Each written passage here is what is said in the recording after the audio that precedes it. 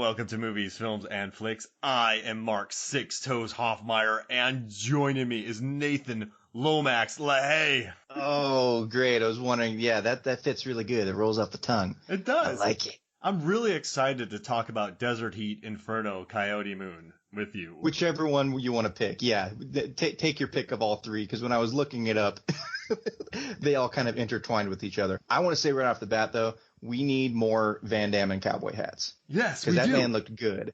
I mean, like, it was one of those things that I didn't know would work out, and it did very well. I'm not going to say the line, but he must get. If you've seen this movie, you know what I'm talking about. I don't want to say it. And if you haven't seen the movie, I encourage every single person watching this right now. Like, we're going to spoil so much of the joy and splendor because I don't know. I don't think you watched it. I don't think you watched it before I suggested this, Mark. I never have. And we mentioned this beforehand that just like when walking through Blockbuster and having flashbacks to like looking through all the VHSs, I remember seeing this one on the shelf and be like, oh, Desert Heat, Van Damme. But I never watched it. And then after our Joe Dirt episode, when we were like, what do we watch? And our little kind of like 6 Degrees of Kevin Bacon stuff that we're doing, we were like, oh, Jaime Pressly, what's she been in? Oh, she was in a Van Damme flick. Well, that'll be fun. And we just had no idea. So I encourage every single person, before you get through this, stop it right now. Go watch Desert Heat or Inferno, whatever it's under, watch it, and then come back in so you'll just experience and get the full effect of what we're talking about here. And I know why I didn't watch this, because 96 was The Quest, right? And I remember watching The Quest and going, I just kind of, and then I watched Double Team, and I went, whoa, this is bonkers. But then, Knockoff, but then Legionnaire came out, and that was like a big DVD release. So you had to go hunt it down, or VHS release. So I hunted that down, and I was like, ooh. And then Universal Soldier: The Return, and then Inferno. But then he followed that up with like Replicant, The Order, Derailed, In Hell. A lot of films that I just didn't watch. Maybe I should, maybe I'm not a true Van Dammer. But I fell off. But I gotta tell you, this Desert Heat, or Inferno, or Coyote Moon, we gotta say all three. We do every single time. We're not going to stick to one. It's canon now. This is a cheeky movie, but it's also the height of hubris in regards to Jean-Claude Van Damme. He tries to act in the beginning, and then he's drunk. He's fake drunk, and then he gets his bike stolen. Then he gets a foot massage from Danny Trejo. Then We're not making this up, by the way. Then he goes to town. Not making this up. A waitress immediately falls in love with him. I mean, we're talking... And vice versa. They it's both... Not just her. They see each other and are just immediately... Rhonda... I mean, they're immediately like, we're going to get married. We're getting married. Then he wipes out an entire biker gang, has vigorous lovemaking with 2 women for hours, and he wears them out. They're still sleeping in the morning when he leaves, and they're like, how does he do it? Sisters, mind you. Sisters. I don't know if you looked that up. Yeah. They are credited in the movie as sisters. Oh my gosh. So she's just there. They're like, where does he get the energy? Then he just wipes out everybody. And then he marries Rhonda? And then the town becomes famous for UFOs? No, he leaves. He rides away with her on the bike. Well, we don't know if they go away. They just went into the desert, and then Ghost Trejo shows up on the same bike because it was his gift, of course. The whole reason that Eddie Lomax went there was to give a gift. In the original cut of this movie before reshoots, because Van Damme had director's cut, I think Danny Trejo's character Johnny Sixtoes, aka Foot Rub, was a spirit. Yeah, that's what he started. Like, that's the confusing thing, because it started off Van Damme goes into the desert and really puts on a nice, just thick Nick Cage level, set of chops on him with like the tongue thrown out and just shooting in the air. And like, you know what I'm here for? Just like going Nick Cage crazy, which I loved. Johnny. It was great. Drunk Van Damme, fake drunk Van Damme is the best Van Damme. But yeah, Trejo showed up out of nowhere, and then was just talking. I thought he was going to be the narrator at first, and then there he was, and he starts having this interaction with Lomax. Yeah, you think that he's a spirit. Van Damme gets shot, and all of a sudden he's like got him on his shoulders, bringing him to his little casita to give him the foot rub and a serenade. And it's just like, so was it a hallucination? Was it a spirit? Was it just a drunken stupor? Lomax is, that he was in. I don't know. It's up for interpretation, but really, if you think too hard about this movie, you're gonna not enjoy it as much. I think you just gotta roll with it. You gotta roll with it. My wife watched this with me about halfway in, halfway out. She was doing something else, but she kept keying in on certain things, and there was a lot of, what am I watching? What is this? Is this really in this movie? And it's just, if you think about it too much, you just gotta go with the flow, like any good Van Damme movie. You buckle in. There are going to be some roundhouse kicks, some slow motion, ridiculous dialogue, some gratuitous boobage, and that's all you need to expect. And if you're set up for that, for the expectation, you're going to enjoy it. Well, and JCVD, but there's always JC and but yeah, exactly. Which was, I think, one of the best reveals. Thank you. You're welcome. Yeah. Just towel drop. Such ridiculous stuff. I want to say, though, if you had to pick one thing about this movie, and I know it's hard, one thing about this movie that stood out as your favorite thing that just made this movie like, this is so wonderful, what was it? Oh my gosh. I know, it's tough. Okay, there's a scene where Johnny Six Toes is being hung by the Hogans, and so the rope breaks, and Johnny Six goes, "You idiots can't do anything right," and then they point their guns at him and just shoot him in the chest 6 times. And then he goes, yeah. And then, okay, another one. They're in the car. So the main villains are the Hogans, and Pa Hogan is Ramsey Hogan. Then you have Matt Hogan, Jesse Hogan, Petey Hogan, Hulk Hogan, Hoagie Hogan, Happy Hogan, and one of them, Happy Hogan. Paul Hogan. One of them asks Ramsey, the dad, "Hey, Dad, how come you only like him more than you like us?" "Well, you two were the products of unfortunate, rendezvous with women. But I loved his mother. So I hate you two because I hate your mothers because I didn't care about them, but I cared about his mother." They spent 10 minutes on that scene. Yeah. Well, and that was important. You had to set that up for character. Speaking of which, so the son that was the loved one, Petey, that was the director's, I think his son. Yep. Like, I was looking through everything. That was Jonathan Avildsen, who played Petey, who is also, best known for Karate Kid 3, Rocky 5, and Gone Fishing. But yeah, I was scrolling through, and it's always interesting to see, like, why was this guy in here?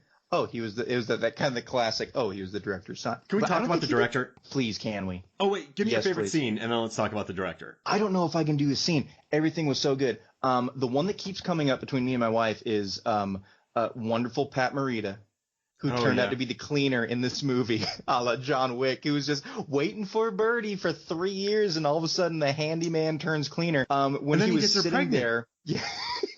But he was sitting there, like, everything about Pat Morita made this movie for me. But I think the one that made me laugh is just every moment, like when Lomax said, "I got a job for you," and he just strolls into dead bodies and didn't bat an eye and started to like, "Oh yeah, I'll take care of this." Dumps them in the quarry. But I think the one that I love the most is when the dude sliced him up from like the belly to the throat, and little Pat Morita was just sitting there whistling, taking the saran wrap, just wrapping him up, and the guy comes in with a shotgun trying to like figure out, and he's just like not phased at all. So either he's the most brave person that's ever like walked the face of the earth, or he's just like has dementia and is like full senile. But he's just like going about his business and whistling. He's like, "I'm gonna need more saran wrap," and then just the cutaways to him dumping the bodies. Those just were so funny to me and stood out. And it was great. I loved it. Pat Morita, everything about him in this movie was great. He assists the murder of Jean-Claude Van Damme. Like, when he puts him in his truck, they dumps him in the quarry happily. He cheers. Oh yeah. But everyone hates these biker gangs. And like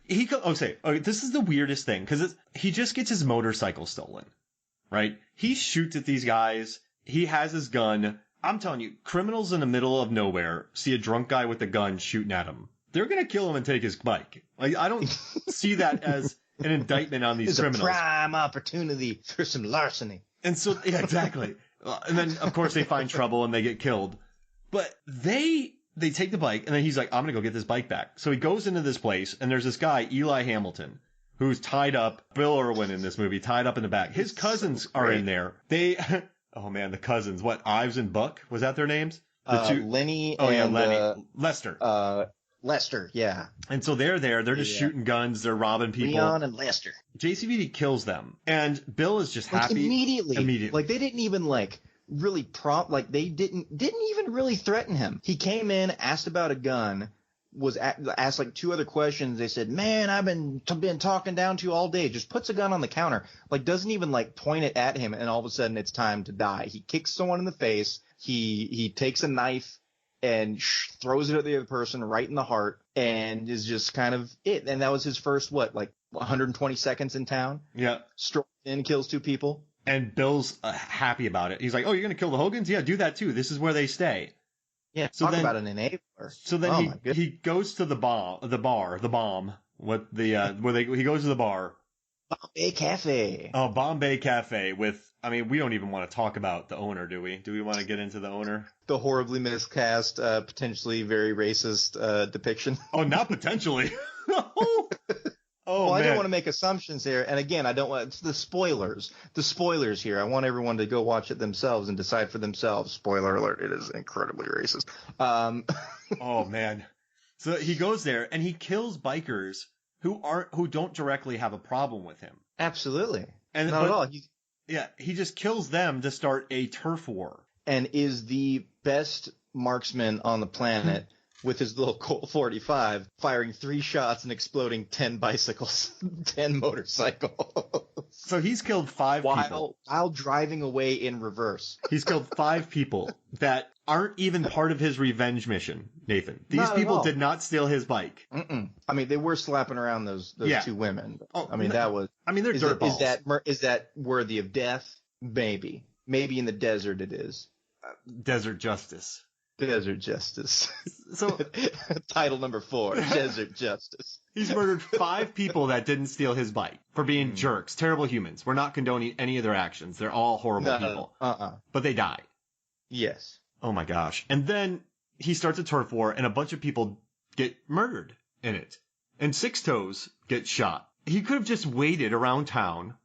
They're riding his bike. They separate all the time. He didn't have to kill all these bikers. He could have just hung around the town, waited. They drive into town, pop, bike back, gone.